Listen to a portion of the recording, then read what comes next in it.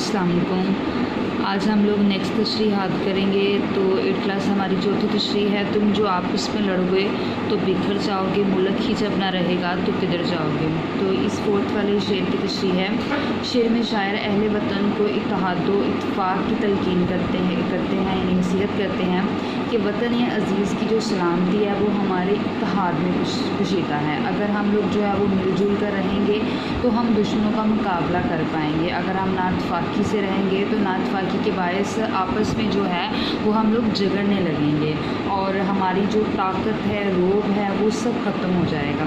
शायर जो है वो कहता है कि अगर हम मुत्तहिद ना होंगे तो दुश्मन हम पर गालिब आ जाए, क्योंकि अगर हम अलग-अलग हो गए तो दुश्मन जो है वो हम लोगों पर हमला कर देगा, तो हम लोग अलग होने की वजह से उसका मुकाबला नहीं कर पाएंगे। तो अब हमारे पास आज़ादी जो है वो कह रही है कि आज़ादी का सांस लेने के लिए कोई सरज़मीन ना होगी। यानी अगर दुश्मन हमारे ऊपर गालिब आ जाएगा और हमारे मुल्क पर काबिज़ हो जाएगा, इसलिए बेहतर यही है कि हमें जो है वो मुत्तहिद होकर अपने मुल्क की सरहदों की हिफाजत करनी चाहिए। तो आगे हम लोग 5th वाली तशरीह करेंगे। तो 5th वाला शेर है, कौमो मिल्लत की ना रुसवाई का सामान बनो, सारी दुनिया के लिए प्यार की पहचान बनो।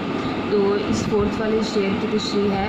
इस शेर में शायर अहले वतन को जो है वो मुखातिब करते हुए कहता है कि ऐ मेरे हम वतनों, हमें इस काम को तर्क कर देना चाहिए कि जो हमारे मुल्क के कौम की ज़िल्लत रुसवाई का बायस बने।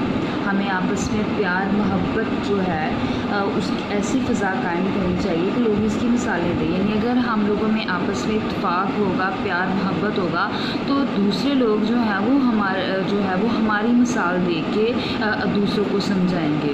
तो इस शेर में शायर ने दरअसल इस्लाम से कब्ल के